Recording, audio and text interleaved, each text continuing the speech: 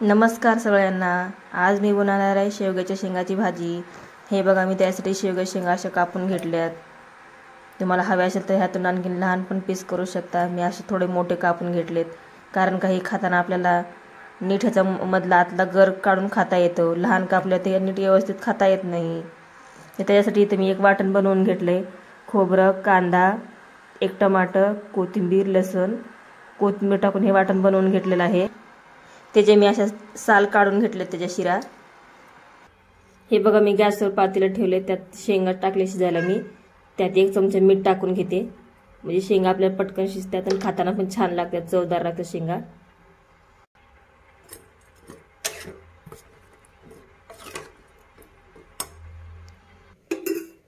हे बघा, मी गॅसवर एक कढई ठेवून घेतली, त्यात तेल टाकते। तेल तुमच्या आवडीप्रमाणे कमी जास्त करू शकता। आपल्या शेंगा शिजेपर्यंत आपण तर मसाला तळून घेऊ इकडं, म्हणजे आपल्याला लवकर पण वेळ पण वाचतो, पटकन पण होतं। आता आपलं तेल छान गरम झालं, त्यात मोहरी टाकून घेऊ थोडी। मोहरी छान तडतडली का त्यात जिरे टाकायचे।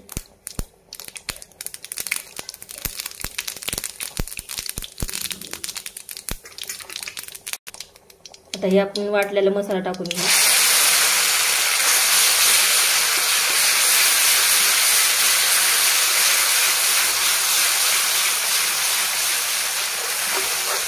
ही गावाकडल्या शेंगा एकदम चवदार होतात खायला आणि छान लागते ह्याची भाजी खाण्यासाठी।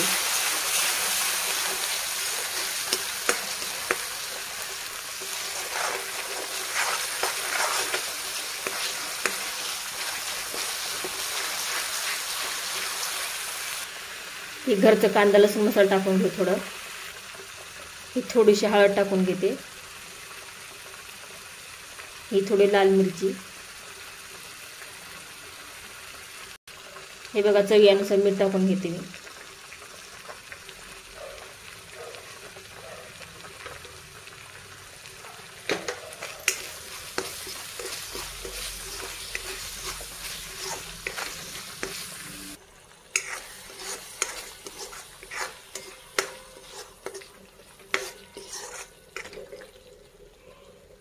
हे बघा, आपला मसाला छान तळला आता।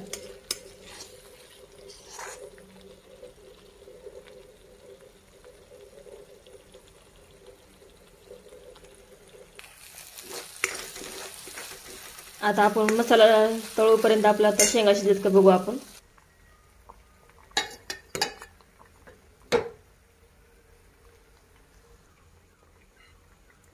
बघू शकता आपल्या शेंगा छान शिजलेल्या आहेत।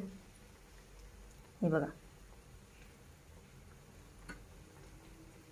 आता मी ह्याला साईडला काढून घेते। आता आपण हे शिजवलेले शेंगा हे मसाल्यामध्ये टाकून घेऊ। आता आपण हे मसाल्यामध्ये शेंगा मिक्स करून घेऊ। आता आपल्या छान आता शेंगा मसाल्यामध्ये मिक्स करून घेतल्यात मी।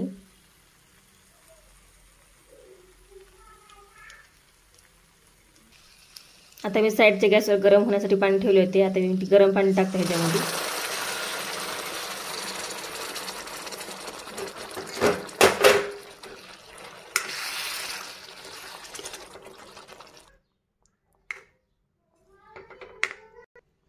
आता आपण भाजीवर बारीक चिरलेली कोथिंबीर टाकून घेऊ। फ्रेश ताजी हिरवीगार कोथिंबीर आहे। तुम्ही इथं पाणी आणखीन पण तुम्ही वाढवू शकता।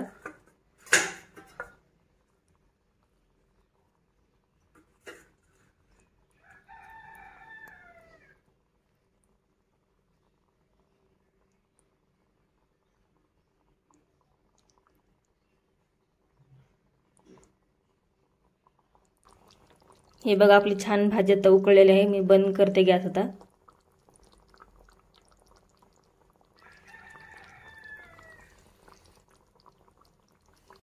हे बघा, आपली गरमागरम भाजी खाण्यासाठी तयार आहे। बघूनच तोंडाला पाणी सुटते, खूप छान झाली भाजी। हे बघा, तुम्ही भातासोबत खावा, भाकरीसोबत खावा, चपातीसोबत खावा, सोबत कांदा आहे, लोणचं आहे। मस्त झाली भाजी। हे बघा, चला करा पटकन सबस्क्राईबचं बटन दाबा। मस्त जबरदस्त झाली भाजी, एकच नंबर झाली।